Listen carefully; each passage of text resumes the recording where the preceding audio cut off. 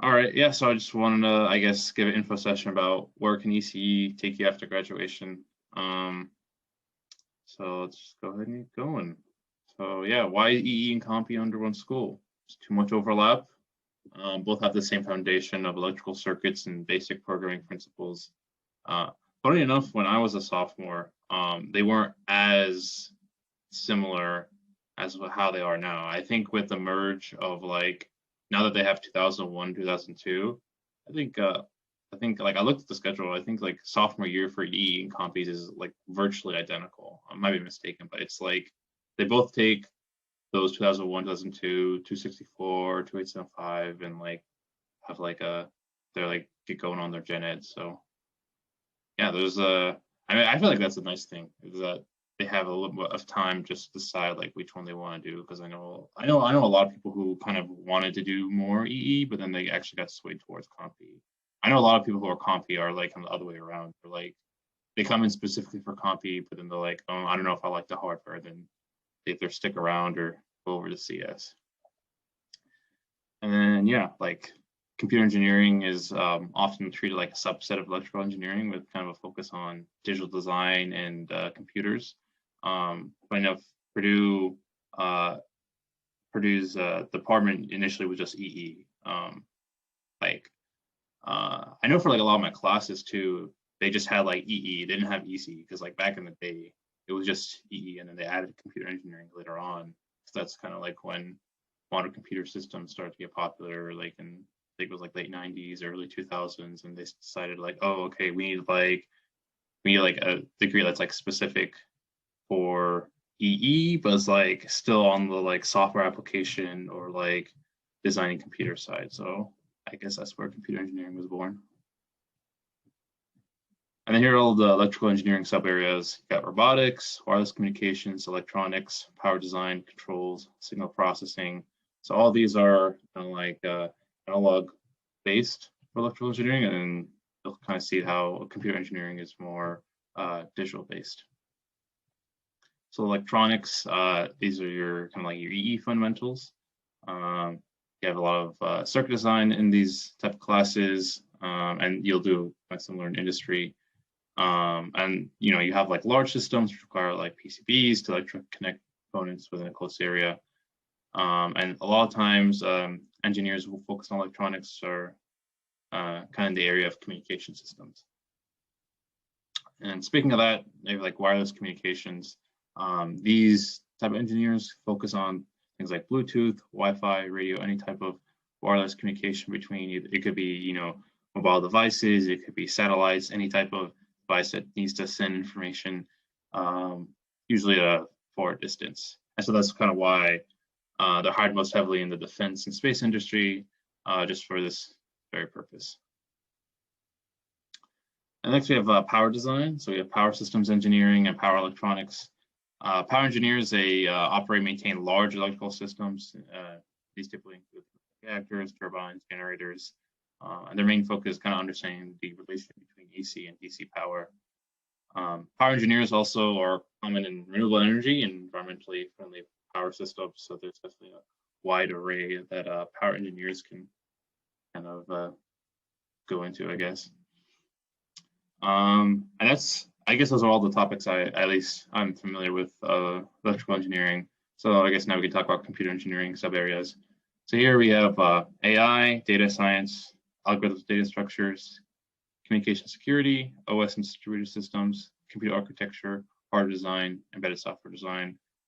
So here you have kind of the slew of hardware to software, where the more low level you go in regards to programming, the closer you get to the bare metal machine, and the more, I guess, digital knowledge you need as well as circuitry knowledge. So I'll start with some of the high level concepts. So here we have AI and data science. And I'll just note with all these slides, I'm just kind of like listing out courses that are kind of relevant, just so you can know where, if you're interested in a certain area, you want to learn more, like take a specific class on it, you can kind of like look at these classes and later on and see like, okay, is this something I want to take later on? Yeah, so AI, data science, you kind of use a variety of machine learning techniques to build models to learn and interpret data through exhaustive training.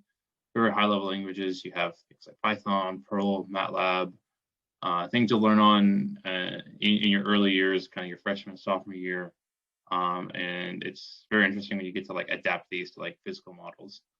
And so like one great application is with computer vision.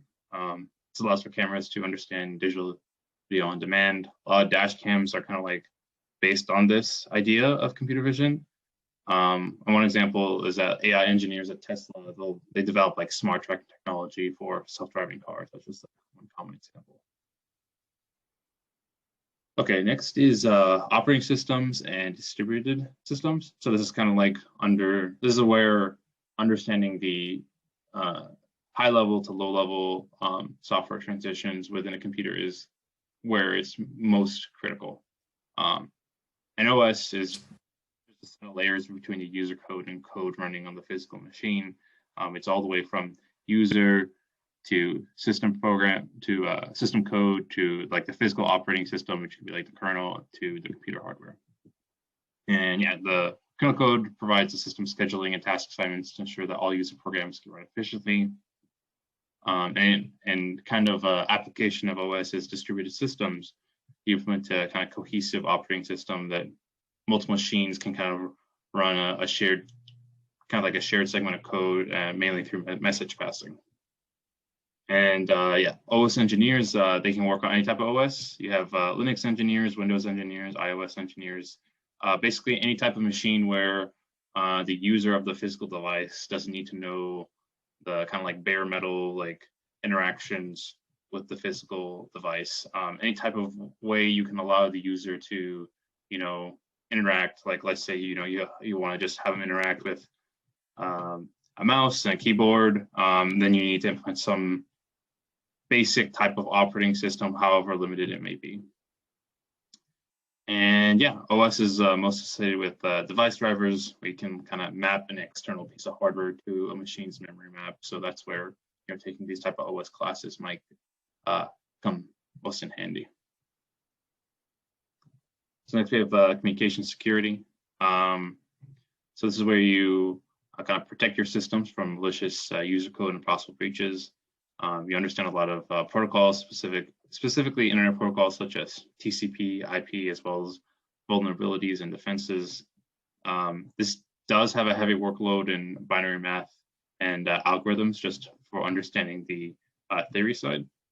And also, network engineers, they usually build and protect the architecture of an industry's network database from malicious attacks. So that's where you can most commonly use communications and security in industry. So next is computer architecture. So this is kind of similar to OS, but more related to how the bare metal machine can kind of use what the OS provides in an efficient way. And so yeah, this builds upon the fundamentals of hardware design to describe the functionality of modern computer systems.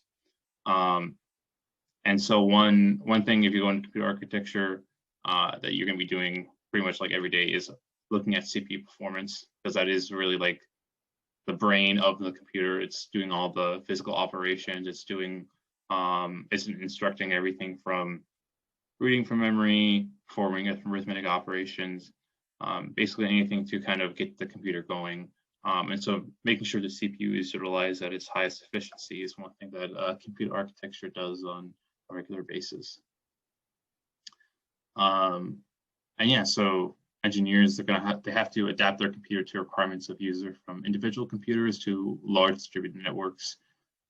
So every computer is, even though a lot of computers are kind of general purpose, and which means that a variety of different people can kind of use a computer.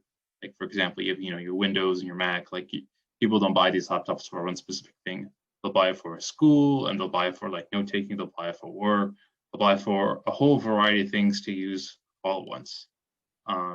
So yes, this is true. However, computer architect needs to make sure that they're still meeting the demands of the user. So the workload of the user is, let's say, a lot of parallel processing. they might see that, okay, maybe a CPU is not as good for this specific task. Maybe we need a GPU that's better at parallel processing. Maybe we need a different instruction set architecture to allow a different set of assembly instructions to run on our CPU to allow for a higher efficiency of code to ensure that, we're not kind of slowing down on, waiting for memory transactions. We can kind of like batch instructions together. So this is like kind of something that Intel engineers will do a lot. They'll, when they're implementing their latest core processors, the question is always like, how many cores are we implementing here? What type of CPU, what type of GPU, what type of ISA, the instruction set architecture we can use. So yeah. The next is algorithms and data structures. So this is kind of like, building on the fundamentals of programming that you learned in 264.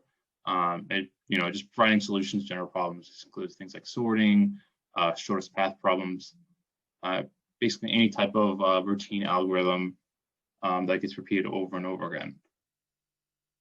And what's most common for these type of engineers is they're analyzing time and memory efficiency of their algorithms. And optimization is really key in this area. It can make a difference between a program running for a few milliseconds to a few hours, which is, time is definitely one thing that, that is most critical when you work for industry, if you want to work on algorithms. So one example is Google Maps. They hire engineers to find shortest path to destinations, and they'll do this dynamically, for example, right? Like, let's say you get off road, they'll show you like, what's your newest like shortest time, and they'll even show you like I was just riding the other day and I saw that, like there's like, your main path, and then like on the side path they'll say like, okay, you can go down this path, but it's like 4 minutes shorter. So like it'll already like pre-predict like how slow it is compared to like your original path, which I think is pretty cool. And so that's where like analyzing dynamic data comes in handy. Like let's say you have traffic coming up, Google Maps is able to do that just based on the congestion. Actually, I read a funny story where this one guy, he was actually able to trick Google Maps to think there was a heavy traffic in the area. He pretty much took like a wagon full of iPhones. No, it wasn't. Oh, those wasn't iPhones. He took a wagon full of phones and took them along like a specific street back and forth. And it was able to trick Google Maps into thinking like there was heavy congestion in this one area because there were so many users along this road. So, there's with every design, there's always like, ways to break it. But I wouldn't be surprised if Google has found a way to like, adjust for, things like that. Next is hardware design. This is what a lot of computer engineers kind of get introduced to in regards to the level of hardware that they learn in their early and later classes. And so you'll be able to like digital logic circuits. So as I mentioned, EEs are kind of focused on the analog, and the digital is where the computer engineers kind of come in and take control. So digital logic is kind of just, I personally like to think of it like if you're using a hardware description language, it's like programming a circuit, like you're, using a hardware description language like Verilog or VHDL or some type of ABLE, and you're basically connecting the circuitry within a specific system in a way that you want it to function this way. And so like a very easy example is just combinational logic, right? Like you want to do like an OR gate or AND gate or whatnot. You can like do this on a physical device. And so like a lot of the testing you'll do in like 270 or 337 is you'll like write these programs and like run on like FPGAs or like CPLDs, which are really nice because they're reprogrammable. And yeah, so the main focus of hardware design is to develop a deeper understanding of how devices transmit and receive package data through combinational logic and memory. And so additionally, a lot of engineers in this area focus primarily on ASICs and FPGAs, more towards FPGAs recently. I know there has been kind of like an industry boom within the FPGA department just due to how flexible they are. ASICs are really, the problem with ASICs is that it takes a huge investment just to get started. Just because to get the, return on investment on ASICs.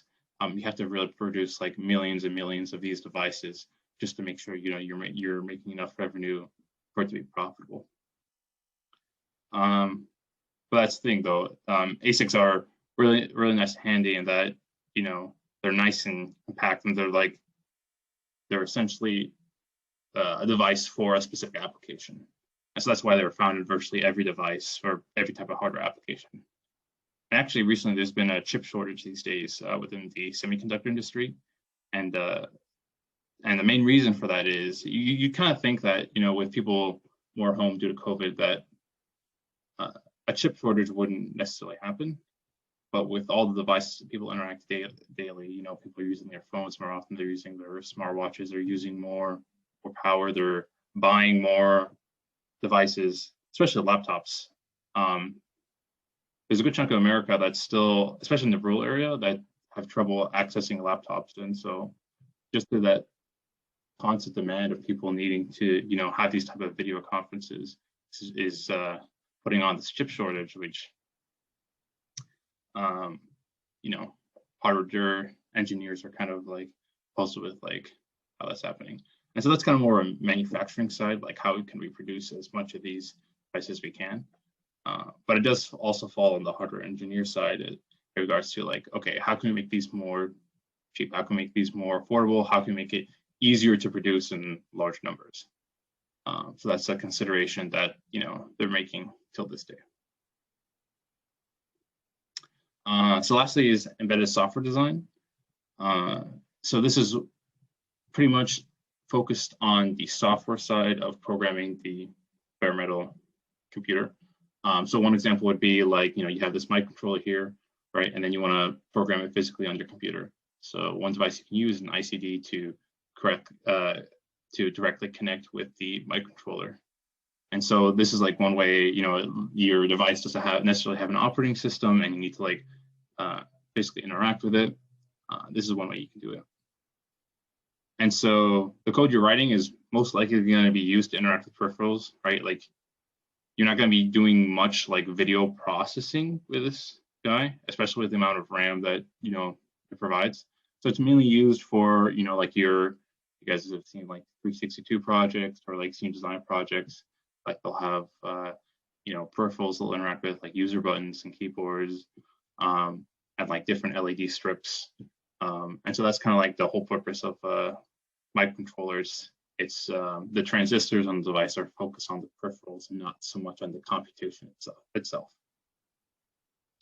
And so this is definitely one area where an engineer needs to have vast experience in circuit level design, just connecting the microcontroller with the peripherals, wiring everything up, as well as software design principles. How can we essentially write good code so that we're not using up all the RAM on the microcontroller and doing it in an efficient way. We're not being slow and let's say like reading a button input, right? And yeah, so one way like an embedded software engineer would be kind of used in the industry is they would develop device drivers to connect computers through ports, for example. So now I'm going to talk a little bit about grad school or industry. So ultimately, this is up to you. Demand for the grad degree is dependent upon your discipline, but hardware engineers typically require grad degrees more often than software engineers. And this is, I want to say, more specifically towards like if you are a computer engineer and you want to do computer architecture, there's just so much fundamental that you need to learn a bachelor's. And in order to like, truly contribute to like today's like Intel or AMD, you need to understand like how has computers like advanced all the way from like the 1980s to today, because even today there are continuous advancements that are being made to computers to make them even faster, even smaller, and just make them better in every way. But what I'll say is, if you're a software engineer and you're interested in the theory, like you want to work on algorithms and you want to work on like efficiency of programs, then yeah, like grad school, there's definitely availability in grad school. But if you're looking on like the demand side, then there's always that consideration that can be made. And so you can kind of think of it as like your bachelor's degree is used to kind of get like a general view of like what's going on in the major. So if you're a computer engineer, electrical engineer, you definitely have enough to like get going in industry and like truly contribute. But it's just, you know, you're kind of getting a taste of like what each different discipline is actually doing. And so graduate school is kind of like more of a focus on like, okay, I want to work on in this specific area. I want to work in power. I want to work on robotics. I want to work on this like concentrated area. And so one thing I'll say with that is, if you want, you know, good ways to have a better chance of getting to grad school or land a job, research experience is really good for grad school because that's definitely very close to what you're doing, especially do something like VIP, because you'll be working directly with grad students. And then obviously internship experience is helpful for industry. But you know, you can obviously flip and flop, like you know, internship experiences will definitely help for grad school, and research will definitely help for industry. And so the question becomes like, you know, do master's or PhD? Again, choice is kind of yours.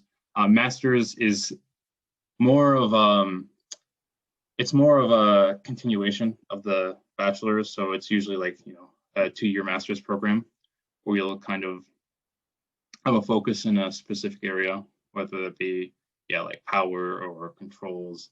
But your goal is still to kind of like, you know, work in an application way in industry. While PhD, a good majority of people who are doing a PhD are there for the ability to work on research, to become a professor, or to join a large industry and then work in their R&D department. It's just ultimately, you know, you can kind of think of it like a continuum, like where do you fall on the application versus the theory side. If you're really heavy on the theory, then PhD is definitely a good option. But if you're more on application, then, you know, consideration needs to be made. Do I want to do a let's say master's, or do I just want to stop at bachelor's? And yeah, so this is where, like, you know, talking to people who've done grad school, talking to professors is you can also get advice from them. You know, again, I'm a undergrad myself, so I don't have I've only like talked to people who've done grad school, so I don't have too much experience. So just kind of, you know, talking with other faculty is definitely the best way to go about it. Yeah, so that's all I have. I see we have a few people that trickled in, so hi, thanks for joining. So at this point, are there any questions you guys have about me or